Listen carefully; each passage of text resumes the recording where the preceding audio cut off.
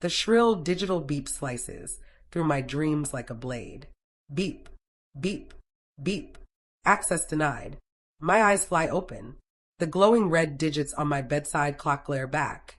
8:15 a.m. Saturday, Austin. Sunlight filters through the blinds in faded, dusty stripes. Beep, beep, beep.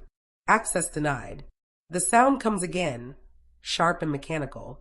In a heartbeat, confusion drains away, replaced by a surge of panic. Someone's at my door. Someone who doesn't have the right code. What the hell? She changed the code. That voice, Bryce. My younger brother. His words punch through the door, pulsing with outrage. I sit up fast, sheets twisting around my legs. Last night, I finally did it, deleted every access code tied to my smart lock system. 8 years of them barging in uninvited, and I'd had enough. One tiny act of defiance. Then comes the pounding. Not a knock, an impact. A body slamming against wood so hard the doorframe shudders. Emery, open this door. This is your brother's house. That voice, my mother. Sharp, commanding. Open up, Emery, or I'm breaking it down. Bryce again, breathless, straining. My hands tremble as I reach for my phone. I hit record without a second thought. Evidence. Protection. Something cold settles in my gut as I slide out of bed. The hardwood floor feels steady beneath my bare feet. My heart hammers, but I make myself count. 1, 2, 3. The chain clicks into place before I undo the deadbolt. I open the door just enough for my face to show, phone raised high so they can see the camera recording. Bryce jerks back mid-lunge, his shoulders still cocked for another hit. Behind him stands Patricia, my mother, immaculate even at this indecent hour. Pressed slacks, butter yellow blouse, and in her manicured hands, a thick manila folder. My father lingers near the elevator, avoiding my eyes. What are you doing? My voice barely scrapes out as a whisper. Patricia exhales sharply, brushing invisible dust from her sleeve. Stop this foolishness. We're here to get the house ready. Bryce just needs your signature on these papers. She raises the folder like a weapon. I stare at them, and suddenly I'm back at dinner last night. Dad's birthday at Carmela's, his favorite steakhouse. The memory replays, every detail painfully clear. Patricia had lifted her wine glass, light glinting off the crystal. And to Bryce, finally getting the asset he deserves to start his business. Silence. I'd looked up from my untouched plate. What asset? She'd laughed, cold and brittle, like glass breaking. The condo, of course. You're just staying there temporarily. It's always been meant for Bryce. They all laughed.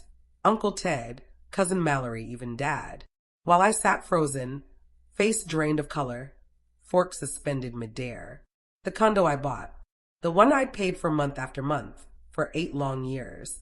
The place I was supposed to leave behind when I moved to New York for my master's before Dad lost his job.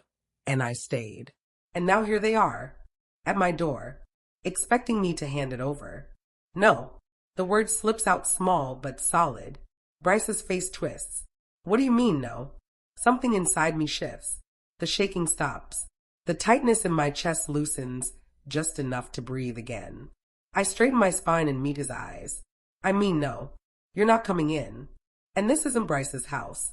I shut the door and turn back toward my desk.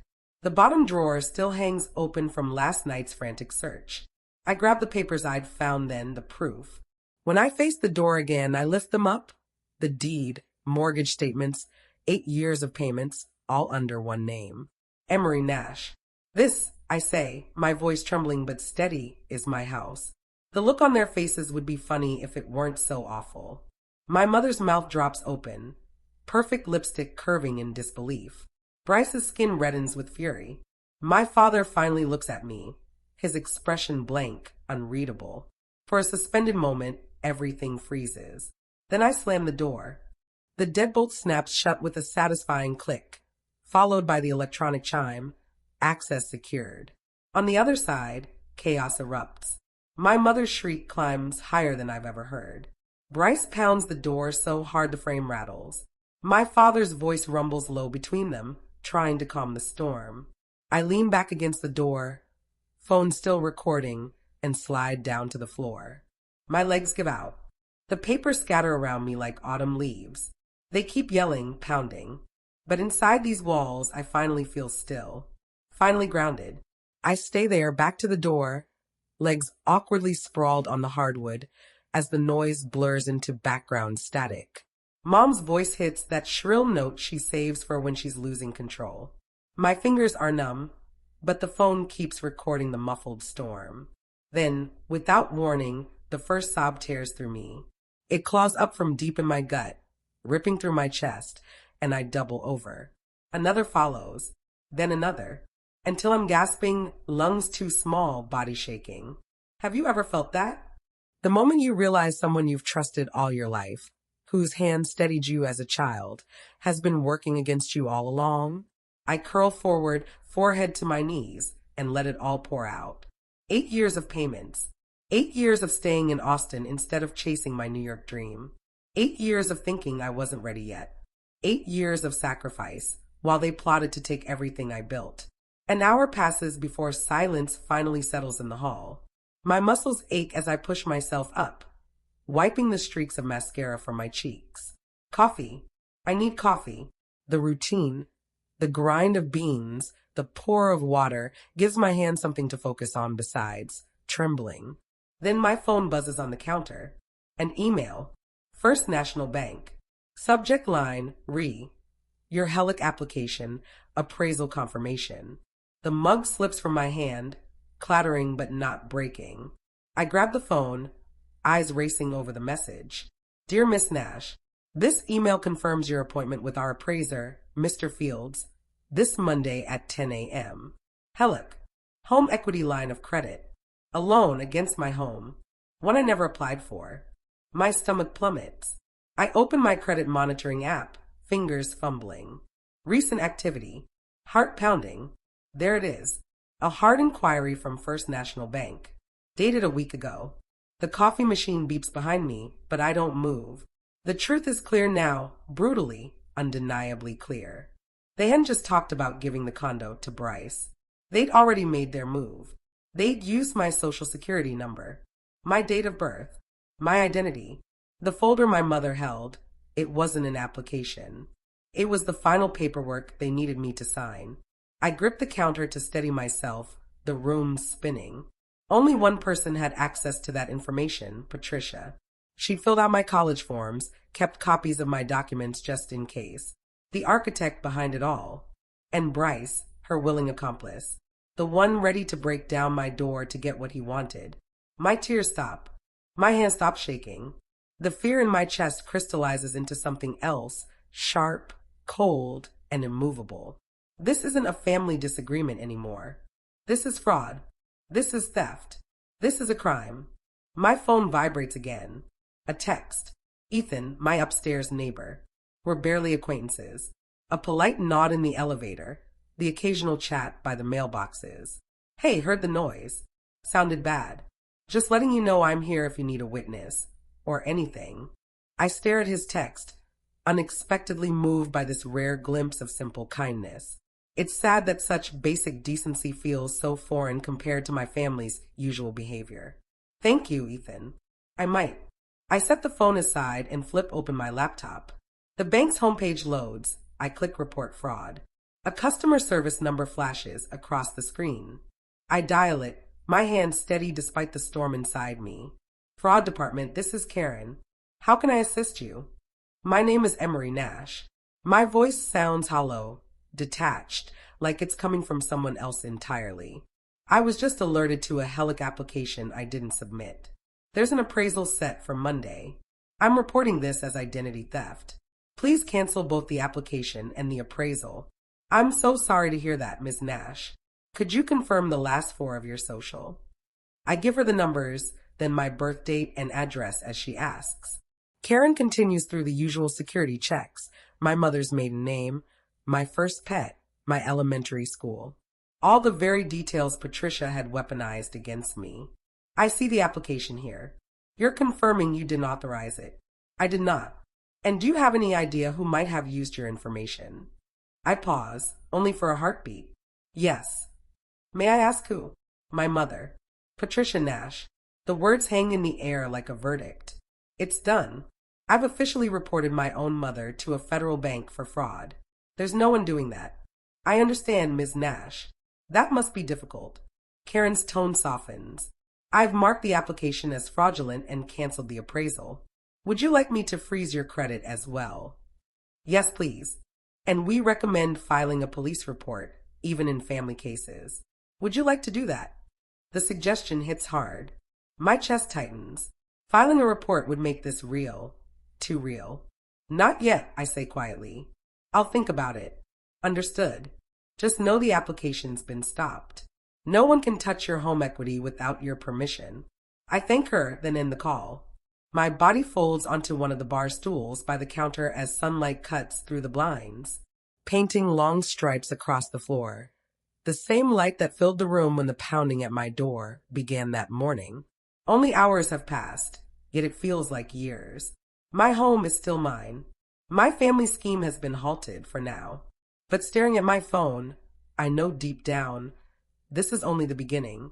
Saturday afternoon, the bank calls again. Ms. Nash, this is Amanda Heller from First National's Fraud Division. We've processed your report and frozen the HELIC immediately. I thank her, though my voice sounds distant. The gravity of what I've done, turning my mother in for identity theft, settles heavy in my chest.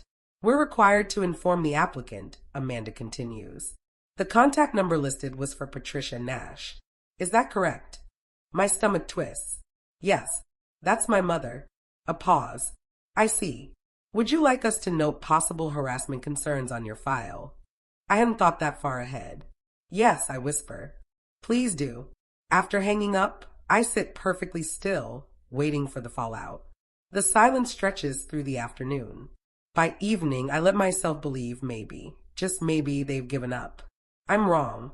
Sunday breaks with a thunderous pounding on my door, shaking the framed photos in the hall. The sound jerks me awake, adrenaline snapping through my veins. Emery. Patricia's voice cuts through the door. No polished, public charm this time. Just raw, desperate anger. Emery, open this door right now. I slip on my robe and edge toward the door, keeping the chain fastened as I crack it open. Patricia stands there, hair immaculate as always, clutching a leather portfolio to her chest so tightly her knuckles have gone white. The appraiser is coming tomorrow morning, she blurts. Bryce needs you to sign these forms immediately. Her lie lands flat between us. She doesn't know I already canceled everything. There's no appraisal, Mom. My voice is calm, too calm. I canceled it after reporting your fraud. Color drains from her face. 3 seconds of silence. Then she explodes. You what? Do you have any idea what you've done? You've ruined everything. An elderly couple shuffles past toward the elevator, pretending not to stare. Mrs. Delgado can hear you, I murmur. I don't care who hears. Patricia slaps her hand against the doorframe. This is outrageous. You're a woman. You'll marry and move away someday. Stop being selfish. Your brother needs this to start his career. The word should sting. They always have. But something in me has shifted, a lock turning inside my chest. You taught me family only matters when they need something, I say evenly. Lesson learned, Mom. Thanks. I close the door mid-tirade. Her voice fades as I walk toward the kitchen. Now nothing more than background noise from another life. An hour later, my phone buzzes. A Facebook post from Bryce. Betrayed by my own blood. Some people would rather see their family fail than do the right thing. 6 likes. 3 pity comments. I screenshot it and save it to a folder labeled evidence. Monday brings fresh attacks. A Google alert, 1-star review. Unreliable designer. Dishonest. Mentally unstable. Posted by J. Thompson. Minutes later, the same text appears on Yelp under another name. Patricia's favorite phrasing. I know it by heart. My hands don't shake this time. I take screenshots. Instead of fear, a cold clarity settles in. They've moved from emotional manipulation to destroying my work. Then the phone rings, Aunt Marlene, Dad's sister, the only one who ever challenged Patricia. Emery, I just saw Bryce's post. What is going on? I tell her everything. The dinner, the locked door, the fake loan. My voice holds until I mention the online smears. Those absolute vultures, Marlene snaps. Honey, this isn't family drama anymore. This is a crime. I know, I say quietly. I'm sending you an email with everything. Just in case something happens. Send it all, she says firmly. Every last piece. Your mother using your social security number. That's not a family matter, Emery. That's a felony. When we hang up, I gather it all, loan notices, screenshots, the video from Saturday morning, and send it to her. It feels like building a fortress, one piece of evidence at a time. Moments later, another text from Ethan upstairs. Your mom was back again this morning. My security cam caught the hallway audio. Can you save it? I reply. Already done, he sends back. Another ally. Another brick in the wall between me and the people who raised me. The week drags on. I lose a client, the Hendersons. We heard you might be dealing with personal issues, Mrs. Henderson says gently. We think it's best to go another direction. The one-star reviews are working. For the first time since Saturday, despair pushes through my calm. I sit on my living room floor, surrounded by fabric samples for a project that may never happen, and give myself 5 minutes to cry. When the tears fade, my phone lights up again. A message from my father. The first message since Saturday morning, the day he stood silently by the elevator as Patricia and Bryce battered my door. Family meeting. My house tonight. Attendance mandatory. I study the words, noting his phrasing. Not our house, but my house. Not we need to talk, but attendance mandatory. As if I'm being summoned to the principal's office. The Douglas Nash I remember would never have sent a message like this. This is Patricia all over. I don't reply. Instead, I grab my keys and head to the office supply store. If they want a meeting, I'll give them one, on my terms with my proof and my voice. They think they know me. Quiet Emery, the one who let go of her dreams, who never pushes back, who always puts family first. They have no clue who I am after I change the door code. While I drive, I rehearse what I'll say, what I'll produce, how I'll hold my ground. Tonight isn't a negotiation. Tonight is drawing a boundary they can never cross again. The Office Depot sign stutters above me, the harsh fluorescence throwing everything into clinical light. At the counter, the clerk slides 3 black binders across the laminate. Spiral bound or 3-ring, he asks. 3-ring, I say, my voice steadier than I expected. I want to be able to add pages if I need to. Truthfully, I hope I won't. The material I've collected should be enough. 8 years of mortgage statements, the property deed with only my signature, the fraudulent Helic email, my credit report showing a hard inquiry I never authorized, screenshots of Bryce's Facebook tirade, and the 1-star reviews wrecking my business reputation. Everything organized the way I organize every client file. On the drive to my parents' house, the binders sit on the passenger seat, like mute witnesses. Each one weighs exactly 2 pounds 4 ounces. I know, because I weighed them on the postal scale at Office Depot. 2 pounds 4 ounces of truth. The autumn sun hangs low when I pull up in front of the brick colonial I grew up in. The house seems smaller somehow, less formidable than it did in childhood. My hands clamp the wheel until my knuckles go white. I force my fingers to unclench. You're not the same girl who sat in silence at that table, I tell myself. Not anymore, I whisper. I lift the binders and walk the familiar cracked concrete path to the front door. Through the window I can see them, Patricia, Douglas, and Bryce gathered at the dining table like judges waiting for a defendant. The oak gleams beneath the chandelier, polished to a high shine, my mother's pre-ambush ritual. I don't knock. I still have a key, 8 years of holding it, and today might be the last time I use it. They look up together as I enter. My father sits at the head, reading glasses perched on his nose, hands folded like a magistrate. Patricia to his right, posture immaculate, butter yellow cardigan buttoned to the throat despite the warm night. Bryce slouches on Dad's left, eyes flicking between his phone and my face. You're late, Patricia says. I check my watch. I'm 3 minutes early. We expected you to be at least 10 minutes early, she sniffles. That's how a respectful daughter behaves. I say nothing. I simply close the front door behind me. Douglas clears his throat and removes his glasses. Emery, this has gone too far, he says, his voice threaded with paternal authority. You're embarrassing the family. You canceled the loan. You upset your mother. We're here to fix this. He wraps a stack of papers at his elbow. You will sign these papers and we'll forget this whole thing. The old Emery would have shriveled at that tone, at that look. The old Emery would have signed anything to dissolve the tension, to restore the fragile peace. But she died when her brother tried to kick down her door. I crossed to the table with measured steps, no rushing, no apologies. I set a binder in front of each of them, black, professional, identical except for the names on the spines. What is this? Douglas asks, annoyance creeping into his voice. It's my answer, I say.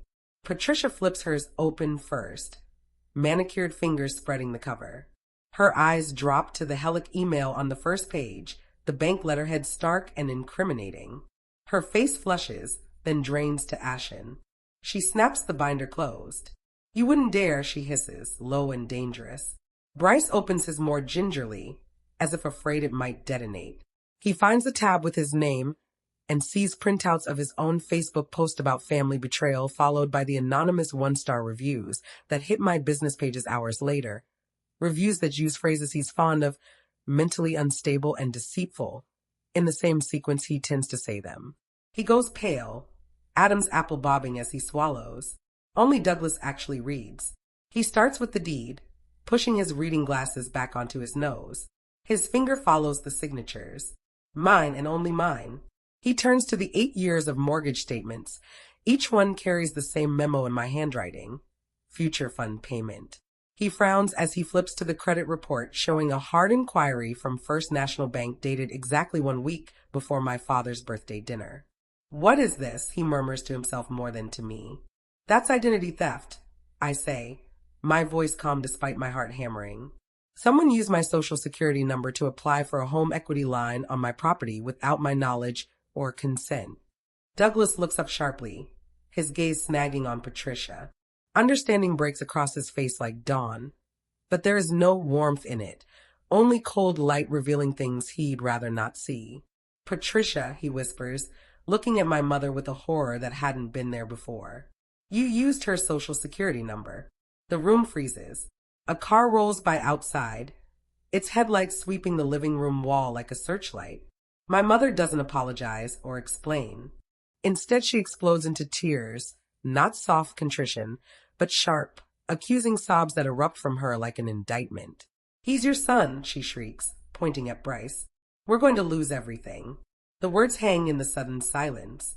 My father stares at her, mouth slightly open. Bryce can't meet anyone's eyes. He hunches deeper into his chair, suddenly entranced by the grain of the oak.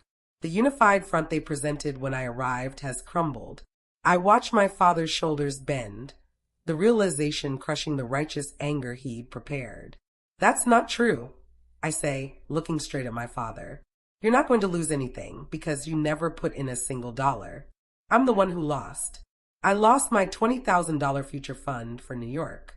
I lost my spot in the master's program.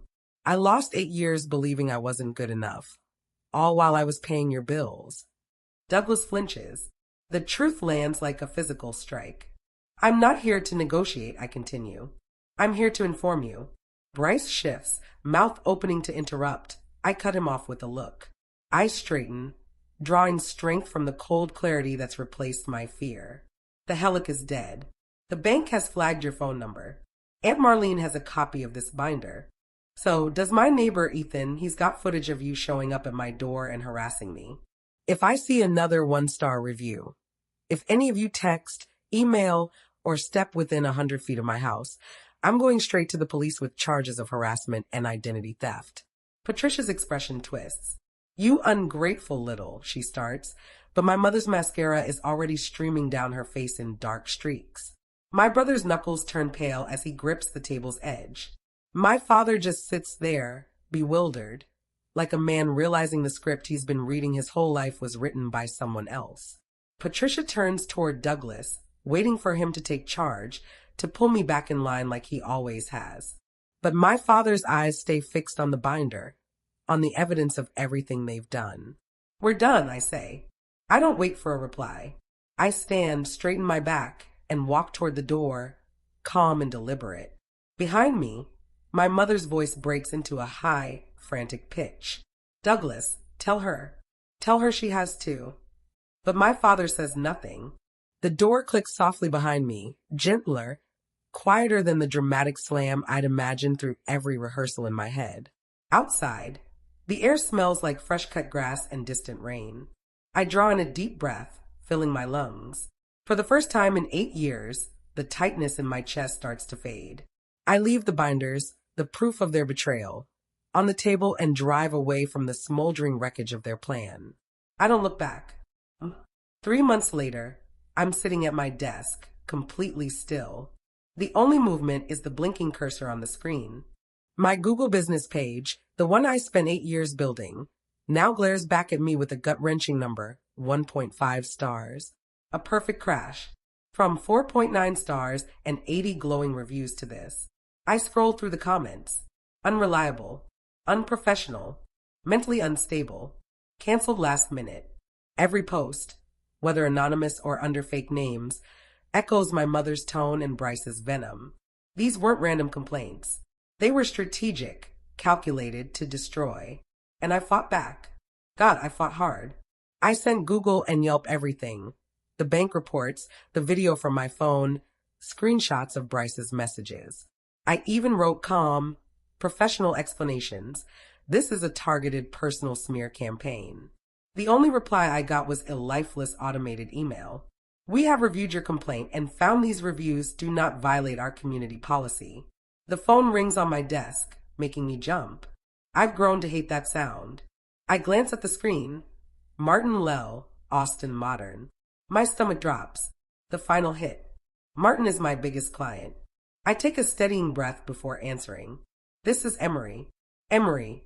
Hi. Martin Lell. His voice is too gentle. That's never a good sign. I'll be straight with you. We're going to have to put the South Congress project on hold. I close my eyes.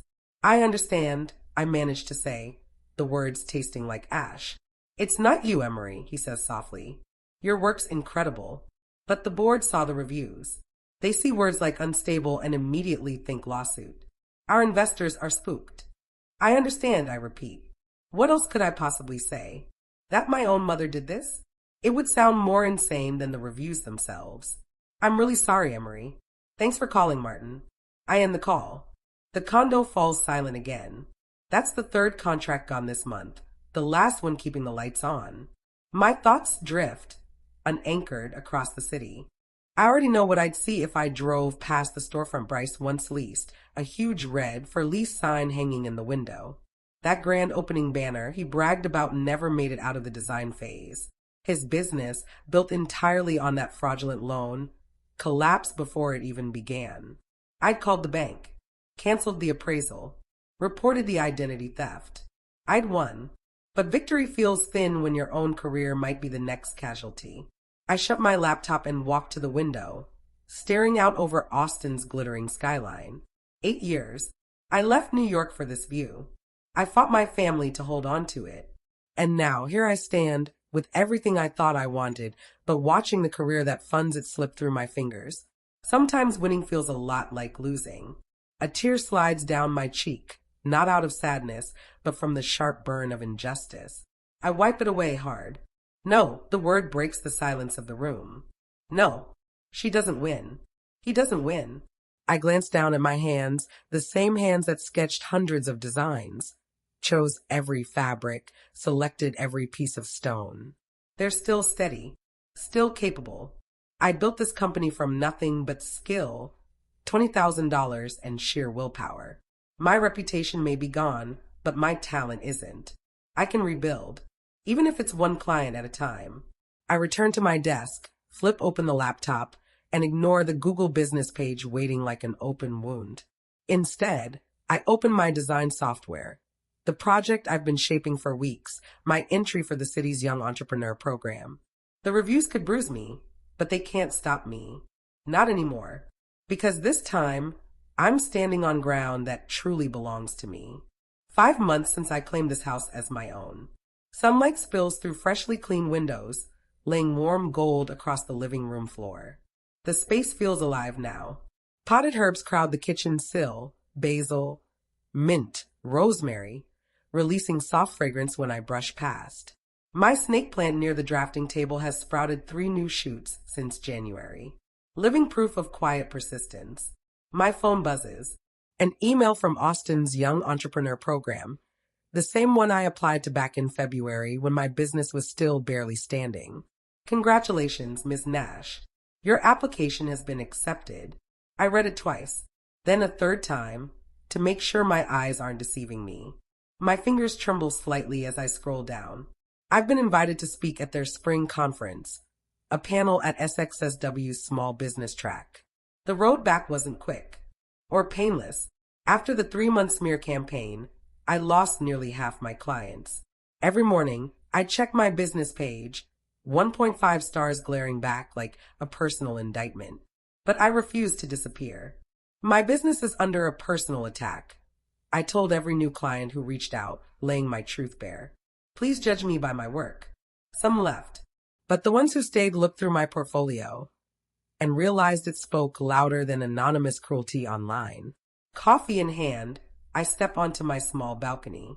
April air drifts up, scented with barbecue smoke and cut grass. A cardinal lands on the railing, studies me briefly, then darts off toward the oak trees shading the property. The elevator dings down the hall. Ethan stands by the mailboxes, collecting envelopes. He looks up, spots me, and pauses. This time there's no awkwardness, no pity, no nervous glances. Heard you're speaking at the South by Southwest business track, he says, tucking a magazine under his arm. That's huge. Congrats, Emery. No peace offerings, no forced kindness, just genuine acknowledgement. Thanks, I reply, and I mean it.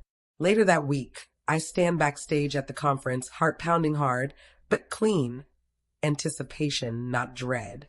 The moderator's voice carries across the hall. Please welcome Austin-based interior designer and entrepreneur, Emery Nash. I step into the lights. My burgundy blazer flashes bright against the minimalist backdrop. The mic feels solid in my hand. The woman standing here bears almost no resemblance to the silent girl who once sat through birthday dinners, fork suspended midair, while everyone laughed at her expense. When I finish, the applause is warm and real. It sinks into me like sunlight. As I step down, scrolling through my notes, I notice them, 2 familiar silhouettes by the exit. My parents. They look smaller now.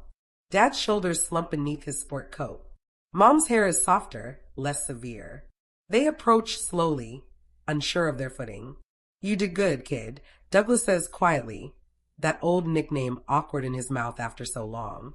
Patricia's gaze holds mine, really holds it this time. Can we start over, she asks, her voice stripped of its usual sharpness. Something shifts inside me. Not forgiveness, not yet. But maybe the soil where forgiveness might someday take root. Maybe, I answer evenly. When starting over doesn't mean you getting to control me again. I give a small, polite smile and turn away, walking toward the table where my peers wave me over. Behind me, my parents stand still, watching. Freedom isn't when they stop trying to drag you down. It's when you finally stop letting them.